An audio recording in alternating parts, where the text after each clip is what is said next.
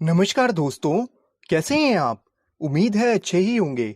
दोस्तों, हमारे आज के चैप्टर का टाइटल है द सरमन एट बनारस। तो आइए दोस्तों शुरू करते हैं। दोस्तों, मैं आपको सरमन का मतलब बता दूं। सरमन का मतलब होता है उपदेश। तो ये चैप्टर लॉर्ड बुद्धा के फर्स्ट सरमन यानी पहला उपदेश जो उन्होंने बनारस में दिया था उससे रिलेटेड है।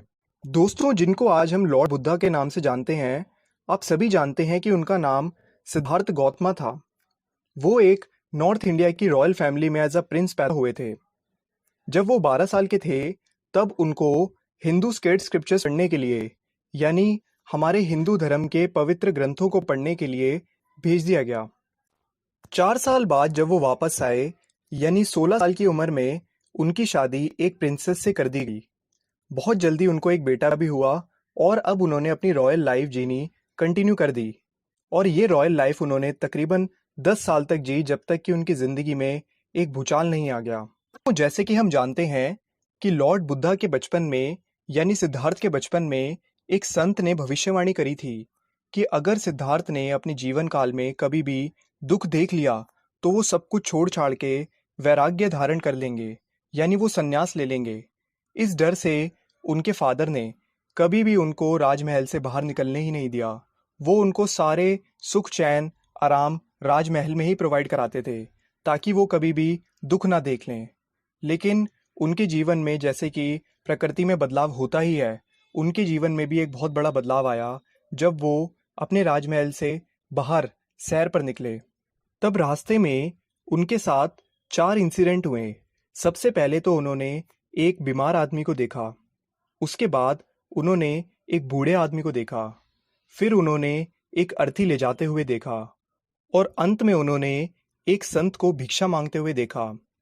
ये सारे इंसिडेंट्स ने उनकी अचानक से आंखें खोल दी और उनको ये बात समझ में आ गई कि इस धरती के ऊपर कोई भी चीज़ परमानेंट नहीं है, हर चीज़ टेम्परेरी है। आज जैसा सब कुछ चल रहा है वो हमेशा नहीं रहेगा। और उन्होंने अपना राजपाट पीछे छोड़ दिया और ज्ञान की तलाश में निकल पड़े। 7 साल भटकने के बाद फाइनली जब वो बहुत ज़्यादा परेशान हो गए थे, तब वो एक पीपल के पेड़ के नीचे बैठे और उन्होंने प्रतिज्ञा ली कि जब तक उनको ज्ञान प्राप्त नहीं होगा, तब तक वो इस पेड़ के नीचे बैठे रहेंगे। वो ध्यान मुद्रा लगाकर उस पेड़ के नीचे बैठ गए और 7 दिनों के बाद उनके पीछे से रोशनी निकलने लगी और उन्हें ज्ञान की प्राप्ति हुई। आज उस पेड़ को हम बोधि ट्री के नाम से जानते हैं, जिसको बोला जाता है ट्री ऑफ विजडम। और उन्होंने वहाँ से अपनी न्यूली अडॉप्टेड अंडरस्टैंडिंग्स को पूरी दुनिया में शेयर करना चालू कर दिया और उस पॉइंट पे वो बुद्धा कहलाए। बुद्धा का मतलब होता है अवेकंड, या फिर जो जागृत है। लॉर्ड बुद्धा ने अपना पहला सरमन, यानी अपना पहला उपदेश, पवित्र गंगा के घाट पर, जो कि बनारस में था, वहाँ पर दिया। उनका दिया गया पहला सरमन आज तक प्रिजर्व करके रखा गया है। अब बात करते हैं एक लेडी कीसा गौतमी की। दोस्तों, कीसा गौतमी का एक लौता बेटा था और वो मर गया। उसके दुख में वो दर दर भटक रही थी। वो पड़ोसियों के पास गई। उसने बोला कि मुझे कोई मेडिसिन दे दो, मैं अपने बच्चे को बचाना चाहती हूँ। लेकिन लोगों ने उसको देखकर बोला शायद वो अपना दिमागी संतुलन खो चुकी है, क्योंकि लड़का मर चुका था। भटकते भटकते वो एक आदमी के पास पहुंची और उससे भी उसने वही सेम रिक्वेस्ट करी कि प्लीज़ मेरे बच्चे को बचा लो। उसने बोला, देखो, मैं तुम्हें मेडिसिन तो नहीं दे सकता, लेकिन मैं एक ऐसे इंसान को जान सकता हूँ जो इस बीमारी का ट्रीटमेंट कर सकता है। उसकी माँ ने बोला, भगवान के लिए मुझे वो बता दो कौन है। उस आदमी ने बताया, जाओ उस साक्य मुनि के पास जाओ, जिसको लोग बुद्धा के नाम से जानते हैं। कीसा गौतमी फटाफट बुद्धा के पास भागी और उनके चरणों में गिरकर रोने लगी। हे भगवान, हे भगवान, मुझे कोई दवाई दीजिए, मैं अपने बच्चे को बचाना चाहती हूँ। वो भिक्षा मांगने लगी। तब बुद्धा ने जवाब दिया, ठीक है, मैं तुम्हारे बच्चे को बचाऊंगा, लेकिन उसके लिए मुझे सरसों के बीज चाहिए होंगे। और वो सरसों के बीज मुझे ऐसे घर से चाहिए जहाँ पे कोई भी किसी का रिश्तेदार मरा ना हो, ना किसी का बेटा मरा हो, ना किसी का हस्बैंड मरा हो, ना किसी का पेरेंट मरा हो, ना किसी का दोस्त मरा हो। ऐसे घर से सरसों के बीज लेकर आओ और मैं तुम्हारे बच्चे को बचा लूंगा। अब कीसा गौतमी दर दर भटकने लगी, एक दरवाजे से दूसरे दरवाजे, एक घर से दूसरे घर वो जाने लगी। इस टाइम वो मस्टर्ड सीड्स के लिए भटक रही थी। सारे लोगों ने उसको मस्टर्ड सीड्स ऑफ़र करने के लिए बोला भी, लेकिन जैसे कि लॉर्ड बुद्धा की कंडीशन थी कि मस्टर्ड सीड्स ऐसे घर से आने चाहिए जहाँ पे कोई भी डेथ ना हुई हो। और जब कीसा गौतमी उन लोगों से ये पूछती कि क्या उनके घर में किसी रिश्तेदार की डेथ हुई है, तो वो बोलते हाँ। अनफॉर्चुनेटली उसे कोई भी ऐसा घर नहीं मिला जहाँ पे मस्टर्ड सीड्स ऐसी फैमिली से मिले जहाँ पे किसी की कोई डेथ ना हुई हो। और अंत में उसने सारी उम्मीदें खो दी और कीसा गौतमी एक जगह बैठकर अपने दुख दर्द को महसूस करते हुए एक गहरी सोच में खो गई। अब वो शहर के बाहर लाइट्स को देखती रही। लाइट्स बार बार बंद हो रही थी और जल रही थी।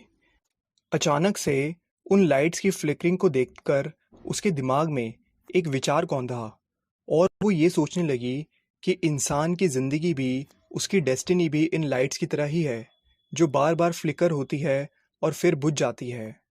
जीवन चक्र और मृत्यु नेचर का एक अभिन्न अंग है।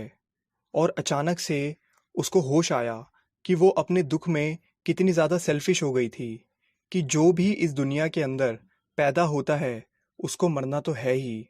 इंसान मॉर्टल है, यानी वो हमेशा के लिए नहीं रहेगा, उसे कभी ना कभी तो ख़त्म होना ही होगा। लॉर्ड बुद्धा भी कहते हैं कि मॉर्टल्स की लाइफ, यानी हम इंसानों की ज़िंदगी में दुख दर्द और परेशानियां इसीलिए हैं क्योंकि हमने इस फैक्ट को अपनाया नहीं है, यानी हम इस फैक्ट को भूल चुके हैं कि जो इस दुनिया में पैदा हुआ है उसे मरना भी है। और अगर हम इस चीज़ को हमेशा याद रखेंगे तो हम हमेशा शांति में रहेंगे।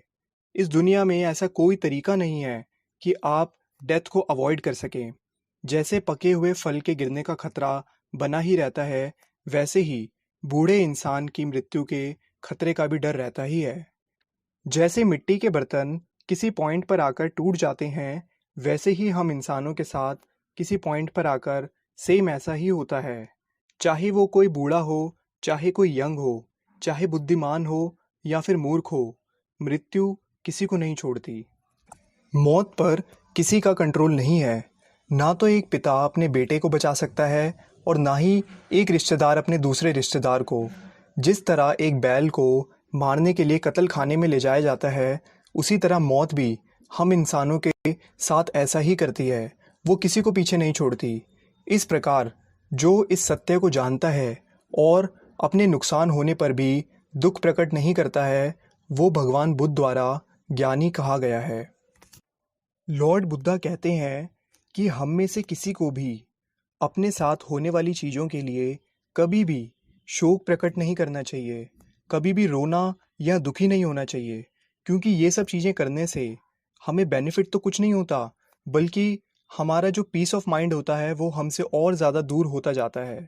ये चीज़ें हमारे दुख को, हमारे दर्द को और कई गुना बढ़ा देती हैं, जिससे हमें फिज़िकली वीकनेस भी फील होती है। और ये बात को समझना बहुत ही इम्पोर्टेंट है कि इंसान को दुख और शोक जैसी पास्ट की फीलिंग्स को आगे बढ़ाना चाहिए, क्योंकि यही एक रास्ता है जो हमें मोक्ष की तरफ लेकर जाता है। तो उम्मीद है दोस्तों आपको इस वीडियो का एक्सप्लेनेशन समझ में आ गया होगा। आपसे मिले अगली वीडियो में, तब तक के लिए देखते रहिए खेल खेल में ज्ञान। Okay, thank you.